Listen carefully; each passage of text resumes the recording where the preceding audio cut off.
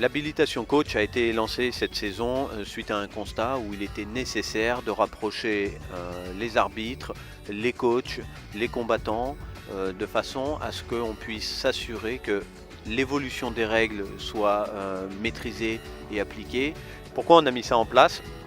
Tout simplement parce que il nous semblait important aujourd'hui, au vu de l'évolution très régulière des règles et des situations qui pouvaient être parfois conflictuelles ou alimenter un véritable sentiment d'injustice, de pouvoir permettre à tout le monde de pouvoir échanger sereinement sur des situations d'arbitrage. Cette formation a été construite par 3 corps de techniciens de la fédération, les conseillers techniques en charge du développement sur la question de l'ingénierie de formation, les entraîneurs nationaux sur la question de l'analyse de la très haute performance avec la présentation de leurs différents outils, et le corps arbitral autour d'une synthèse et de la production d'outils pour rendre encore plus lisibles et accessibles leurs règles. Le déroulé de la formation, on aborde 3 grandes parties finalement. La question de l'éthique et de la déontologie du coach, la question de la règle d'arbitrage et la question de la prise en compte pour un meilleur coaching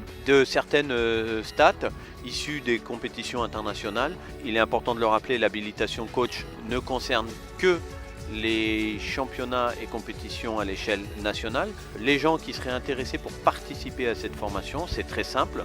C'est contacter la direction sportive sportif@fftda.fr et faire acte de candidature. En plus de cela, l'ensemble des informations et fiches d'inscription sont envoyées par la fédération aux ligues et, quand on est concerné, aux comités départementaux, et les gens ont juste à renseigner une fiche d'inscription et à la rebasculer à la fédération. À l'issue de cette habilitation coach, la carte de coach est délivrée pour 2 saisons, la saison en cours et la saison d'après. Alors moi je tenais au nom de la fédération et à mon nom personnel également à remercier l'ensemble des intervenants.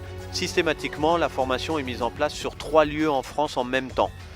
Nous avons donc aujourd'hui, bien évidemment, la région parisienne, la région Pays de la Loire et plus particulièrement au Mans, ainsi que la région PACA et plus particulièrement à Marseille.